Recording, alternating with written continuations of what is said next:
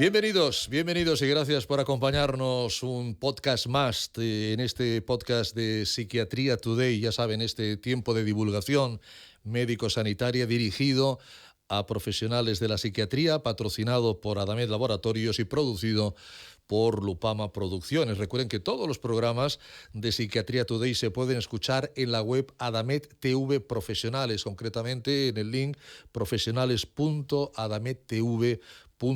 Ya saben que en cada podcast, en cada programa, tratamos de profundizar en temas de interés, de actualidad para los profesionales de psiquiatría, y de eso se encarga siempre de buscar nuestro coordinador general en la materia, el profesor Miguel Álvarez de Mon González, que es médico especialista en psiquiatría y adjunto en el Hospital Infanta Leonor de Madrid, profesor investigador de la Universidad de Alcalá. Profesor Álvarez de Mon, muy bienvenido. Miguel, ¿cómo estás? Ricardo, ¿cómo estás? Encantado. Pues encantado de saludarte. Hoy tenemos un invitado que es de una disciplina diferente a la habitual. Bueno. Pero es que aunque pueda resultar curioso, Sí. A veces la epilepsia se puede confundir con alguna patología psiquiátrica. Por eso he querido traer a un neurólogo que ahora presentarás, Sí. pero un neurólogo que nos hable de epilepsia, porque parece que no, pero está más relacionado con la psiquiatría de lo que parece. Seguro. Es una patología que seguramente a veces ambos dos profesionales, ¿no? La podéis manejar a la par, un psiquiatra con un neurólogo con un psiquiatra. Y hablaremos de la importancia de la adherencia al tratamiento. Hoy en la epilepsia, es decir, que pues lógicamente la pauta de medicación el paciente la cumpla adecuadamente. Pues damos la bienvenida, si me permite, profesor Álvarez de Mon, a nuestro invitado de hoy, que es el doctor Arturo Ugalde. Doctor Ugalde, bienvenido, gracias por acompañarnos. Hola, muchas gracias, encantado de estar con vosotros. Un placer. Permítame que lea parte de su extenso currículum. Doctor, es licenciado en Medicina y Cirugía por la Universidad de Alcalá, es doctor en Medicina por la Universidad Autónoma de Madrid, es médico especialista en neurofisiología clínica y epilepsia, habiendo sido formado en múltiples centros de reconocido prestigio internacional, con amplia experiencia en epilepsia. Ha estado en Cleveland, en Milán, en Grenoble, en Ámsterdam. En la actualidad trabaja en la unidad de epilepsia del Servicio de Neurología del Hospital Universitario La Paz. Es profesor en la Facultad de Medicina de la Universidad Francisco de Vitoria y en la Facultad de Medicina de la Universidad Autónoma de Madrid, entre otras cosas. Trabajo no le falta, doctor Ugalde. No, muchas gracias por la presentación. Nada, a usted es un placer. Le voy a dejar con don Miguel, con el profesor Álvarez de Mon, para hablar de eso. Importante, cumplimiento terapéutico o la adherencia al tratamiento en la epilepsia. Adelante, doctores. Adelante, Miguel, cuando quieras. Bueno, Arturo, muchas gracias por estar aquí. Ricardo, muchísimas gracias por presentar tan amablemente a nuestro invitado. Yo, Arturo, lo primero que te quería decir es que yo en mi tesis doctoral, que yo la hice sobre las alteraciones inmunológicas en la depresión y la consideración social de la enfermedad psiquiátrica, menciono la epilepsia, porque la epilepsia me recuerda a alguna enfermedad psiquiátrica en el sentido de que durante años pienso que ha estado estigmatizada, en parte porque no se conocían las causas. Y yo me acuerdo que cuando hice un repaso histórico de las enfermedades estigmatizadas a lo largo de la historia, la epilepsia en algunos casos fue pensado, incluso se le atribuyó a la epilepsia como que eran personas endemoniadas y demás. Pero bueno, yo creo que antes de nada, aunque sí que me interesa escuchar tu opinión al respecto, a ver si esto es así, quiero que nos expliques qué es la epilepsia, teniendo en cuenta que nosotros no somos neurólogos y los que nos escuchan en su mayoría tampoco. Sí, bien, bueno, lo primero que efectivamente yo creo que la epilepsia y la psiquiatría están muy relacionadas, hay una relación bidireccional muy clara, ¿no? Hay muchas comorbilidades psiquiátricas en pacientes epilépticos y además hay muchas cosas de la epilepsia que se parecen a cosas de la psiquiatría, ¿no? Y que vamos a ver un poquito más en detalle. Lo primero, la epilepsia, yo diferenciaría lo que es una crisis epiléptica de lo que es la epilepsia. La crisis epiléptica la podemos tener tú o yo en cualquier momento, en una circunstancia en la que haya alguna alteración en nuestro metabolismo, alguna infección, alguna cosa que altere nuestro cerebro y genere esa crisis epiléptica. La crisis epiléptica sería una descarga exagerada en el cerebro, hipersincronizada en una región del cerebro, o de manera más extensa en ambos hemisferios cerebrales, fundamentalmente en la corteza cerebral, que genere unos síntomas determinados. Eso sería una crisis epiléptica, y la epilepsia sería una predisposición del cerebro a tener crisis epilépticas. Entonces, lo importante es saber que no hay un tipo de epilepsia, no hay distintos tipos de epilepsia, y hay distintos pronósticos, distintos tratamientos. No hay un epiléptico, hay pronósticos más leves, de epilepsias más suaves que se controlan muy bien. Felizmente la mayoría de las epilepsias se controlan en un 70%, diría, con un fármaco, con una medicación anticrisis. ¿Y qué tipos de epilepsia hay? Que has mencionado que no todas son iguales.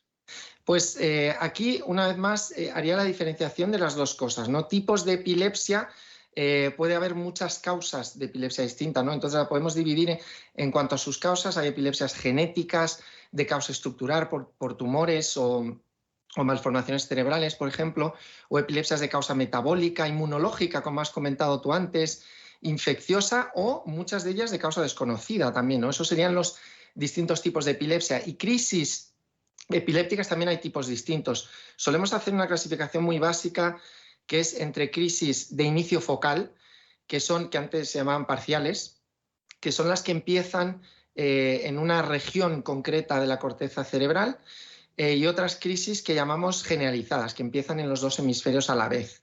Entonces, estas crisis focales son muy interesantes porque, dependiendo de qué región de la corteza cerebral se ve afectada, tendrá unas manifestaciones u otras.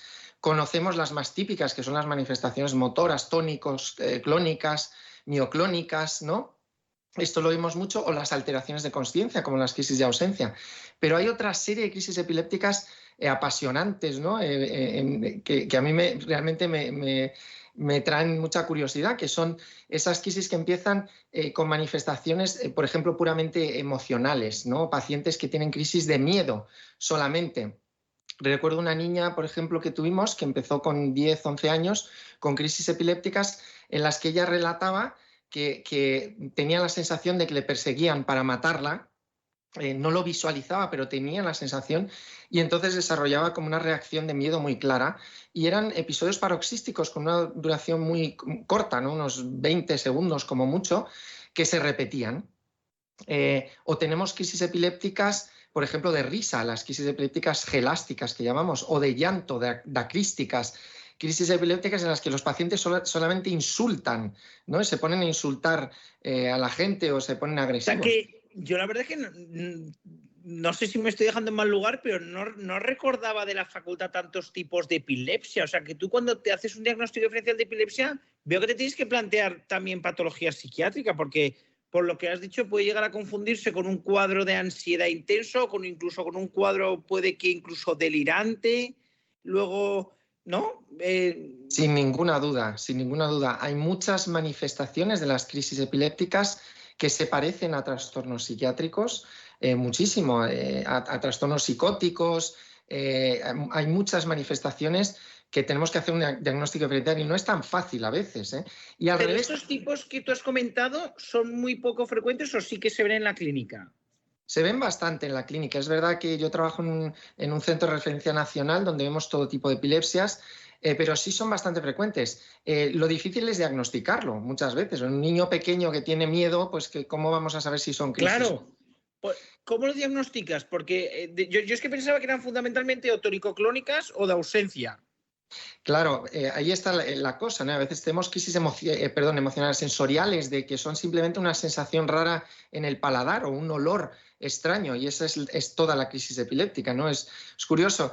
Y en el diagnóstico diferencial, como estás comentando también, nos pasa que hay trastornos psiquiátricos que asemejan crisis epilépticas. Todos conocemos trastorno conversivo, por ejemplo. ¿no? De origen psicógeno, digamos, ¿no? Que también son muy difíciles para nosotros de diagnosticar. Yo diría que la base del diagnóstico diferencial está siempre en la historia clínica, ¿no? No, pero eso sí que lo hemos visto. Las psicógenas sí que, evidentemente, eso sí que lo he visto. Eso es. Entonces, para nosotros vienen muchos pacientes con crisis psicógenas que están etiquetados y tratados a veces 30 años con medicación anticrisis, y que son crisis psicógenas. Entonces, ¿cómo lo diferenciamos? Pues básicamente son episodios paroxísticos, las crisis epilépticas, más limitados en el tiempo, no suelen durar más de unos segundos hasta 2 minutos como mucho. y con unas características semiológicas concretas, que eso en la semiología clínica hacemos mucho hincapié en las crisis epilépticas. Entonces, nosotros para diferenciar sabemos que hay cosas que hacen los pacientes con crisis psicógenas que no hacen los pacientes epilépticos. Hay pequeñas manifestaciones que para nosotros nos ayudan mucho, ¿no? No hay una sola clara que sea definitiva, pero el conjunto al final nos da una idea. Y luego el electroencefalograma nos Es ayuda. lo que te iba a decir, el electroencefalograma te ayuda mucho a discernir, ¿no?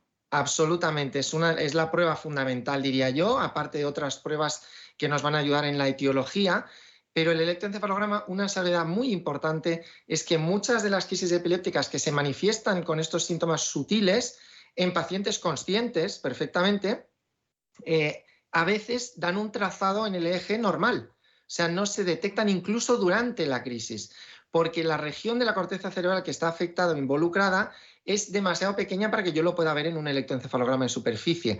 Cuando colocamos electrodos a veces para cirugía de epilepsia intracraneales, es cuando detectamos exactamente eso. O sea que hay que tener una sospecha diagnóstica muy alta para poder determinar esto, ¿no? Muchas veces.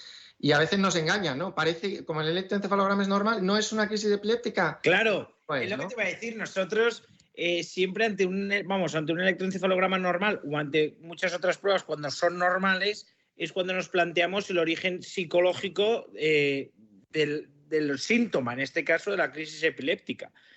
O sea que tenemos que tener cuidado con los electroencefalogramas normales. Así es, porque a veces esconden cosas. Qué bueno. Oye, y una pregunta, que a mí hay una de mis películas favoritas, que además algún año hemos hecho una actividad en primera medicina, en psicología médica, de análisis de esta película, que es El Joker. Me ha parecido brutal porque me parece que tiene muchas implicaciones desde el punto de vista de psiquiatría, cómo influye su historia, etcétera. Bueno, no nos vamos a enrollar porque no es el tema del podcast, pero es que me encanta esa película. ¿El protagonista tiene una crisis epiléptica? O sea, ¿tiene epilepsia, perdona, o no? Bueno, es una pregunta fantástica. Primero, es una película fantástica, a mí me gusta mucho también. Y a mí me lo preguntaban esto los alumnos en la universidad y yo no había visto la película. Entonces dije, la tengo que ver porque esto no puede ser. Y cuando vi la película me fijé en todos los detalles habidos y por haber de detalles médicos para poder descifrar qué es lo que tenía el Joker, ¿no? Y mi conclusión al final es que probablemente tuviera una epilepsia con crisis gelásticas, crisis de risa, porque encajaban muchas cosas, ¿no?, de la película.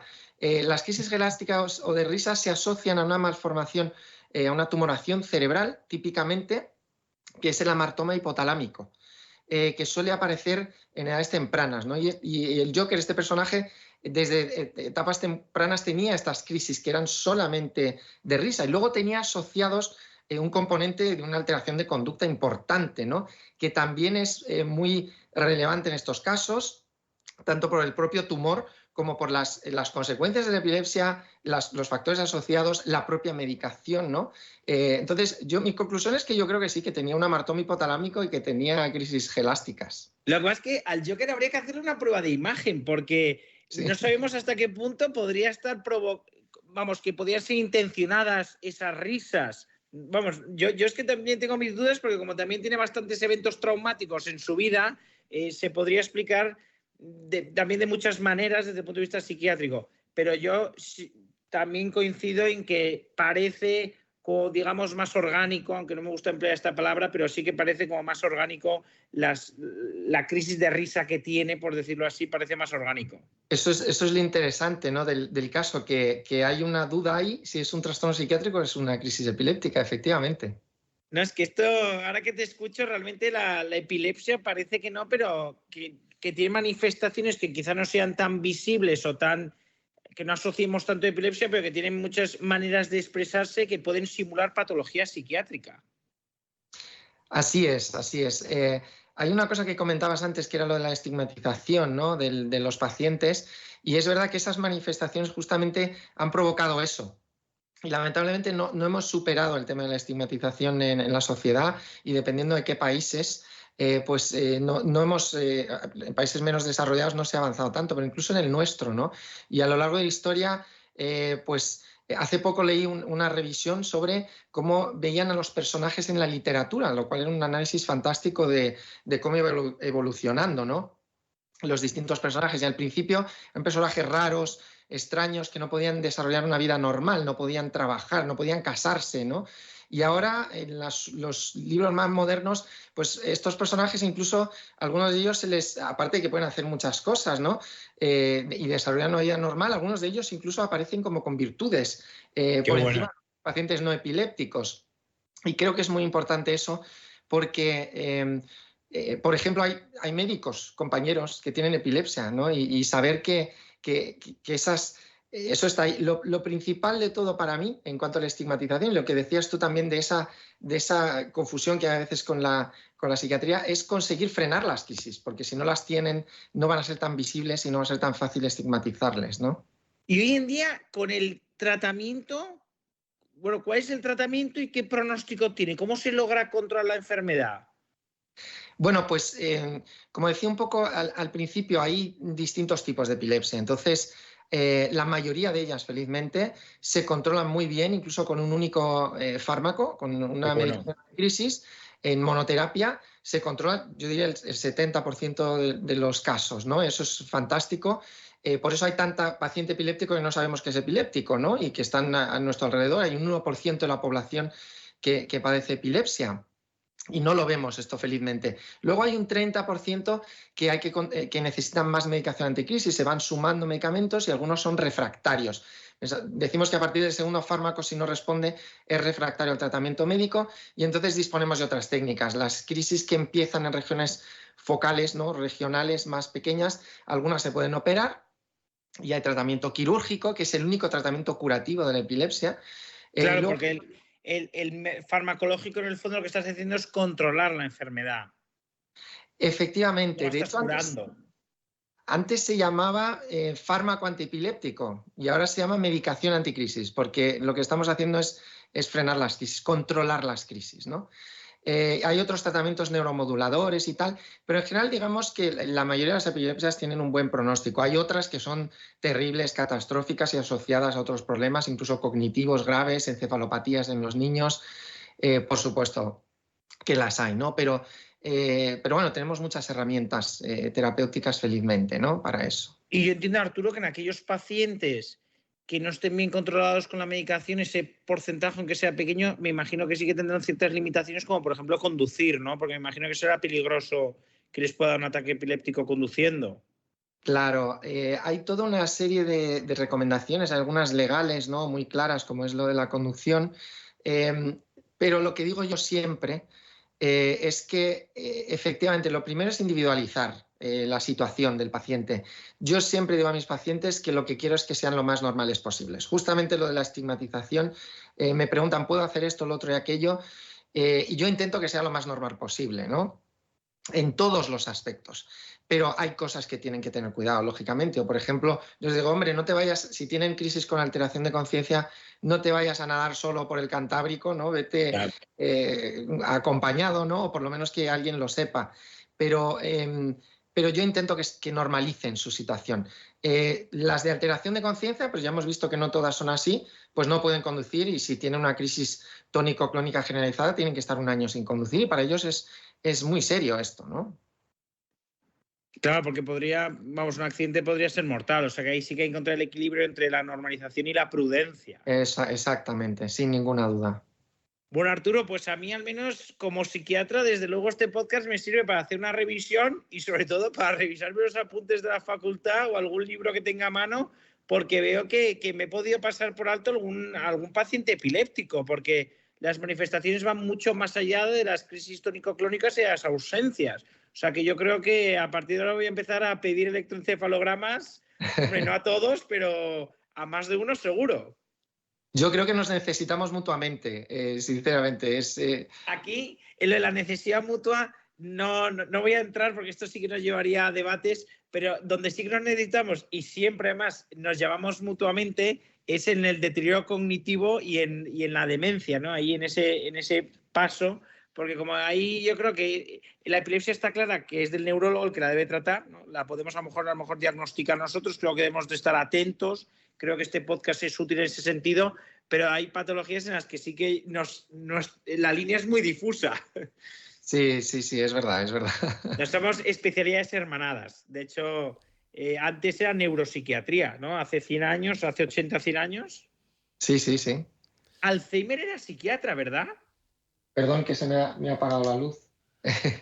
¿Alzheimer era psiquiatra? Sí, bueno, y hay varios relatos de esto también. Incluso la electroencefalografía empezó eh, por una inquietud de los psiquiatras, ¿no? Toma ya, no es que estamos hermanados. Bueno, Arturo, pues muchísimas gracias. Nada, un placer. Un placer. No sé si te puedo hacer algún comentario final. Y Por tanto. supuesto. Que me parece bastante relevante, ¿no? Que es en cuanto a la adherencia del tratamiento que hemos estado hablando al principio. Estos pacientes, el problema es que tienen crisis que son, la mayoría de ellas, espontáneas, que aparecen de la nada, ¿no? Y son imprevisibles. Y esto es lo que genera un problema en su calidad de vida importante. El tratamiento es fundamental que lo tomen en cualquier patología, como decíamos también al principio, pero en epilepsia especialmente, ¿no? Y hay distintos motivos por los cuales los pacientes no se toman la medicación. Las consecuencias son serias, porque si no te tomas la medicación, pues vas a tener mayor morbilidad, mayor mortalidad. De hecho, muchos pacientes mueren porque han dejado de tomar la medicación un día. De hecho, las peores crisis que yo he visto han sido así, ¿no? Entonces, hay una serie de factores que nos ayudan a mejorar la adherencia en los pacientes. Hay algunos que son simplemente de educación, ¿no? De educar a la gente de por qué es importante que tomen su medicación. Hay veces que unos padres dejan de dar la medicación a su hijo porque no tiene crisis desde hace 6 meses, ¿no? Y justo Esto me suena mucho. Me dejé de tomar el tratamiento porque mejoré, me encontraba bien. Y hombre, pues si te la llegas a tomar el tiempo pautado, seguro que la mejoría se hubiese perdurado más. Exactamente, y ahí justo le da la peor crisis de su vida y es curioso, ¿no? Entonces, mejorando esto con medidas educativas o de comportamiento, porque a veces es voluntario, ¿no? El paciente no lo entiende bien y no quiere hacerlo, o los padres, o a veces es simplemente que se les ha olvidado, ¿no? Hay medidas de intervención que podamos hacer para que haya mayor adherencia, y una de ellas es la propia medicación. O sea que si tú facilitas el tratamiento, por ejemplo, haciendo que sea solamente una pastilla al día. Esto mejora muchísimo todas las circunstancias del paciente. Un paciente adolescente, una chica... Simplificar la toma pauta. una pastilla, incluso ayuda hasta en la estigmatización a limitarla, ¿no? No es solo una pastilla, por la noche no me van a ver, ni tomarme la pastilla ni nada, y es más difícil que se le olvide, ¿no? Y también que no tenga que estar yendo a la farmacia continuamente, ¿no? En presentaciones que te permitan estar seguro de que tienes suficiente medicación, ¿no? O una medicación con una vida larga, con distintos mecanismos de acción, una vida larga que si me olvido una toma, me puedo tomar la siguiente, tengo muchas horas para tomármela, ¿no? Todas esas cosas yo creo que son fundamentales. Quería hacer esa puntualización final, ya que es el tema, ¿no? Uno de los temas de nuestra entrevista. No, por supuesto, la adherencia al tratamiento, un tratamiento no puede ser eficaz si no se toma, y menos si no se toma correctamente. Dos especialidades hermanadas, está clarísimo. Yo lo que espero es que todos los profesionales de la psiquiatría que escuchen este podcast hayan disfrutado como lo he hecho yo, porque ha sido un tema realmente apasionante, aparte de la gran oratoria, ¿no? del doctor Ugalde, al que le agradecemos muchísimo que haya estado con nosotros. Arturo, un abrazo muy fuerte y hasta cuando quieras. Cuídate mucho. Un abrazo fuerte a vosotros también, ¿eh? Muchísimas gracias por tenerme. Gracias. Profesor Álvarez de Mon, querido Miguel, hasta el próximo podcast. Cuídate mucho también. Muchas gracias, Ricardo, y muchas gracias, Arturo, por estar con nosotros.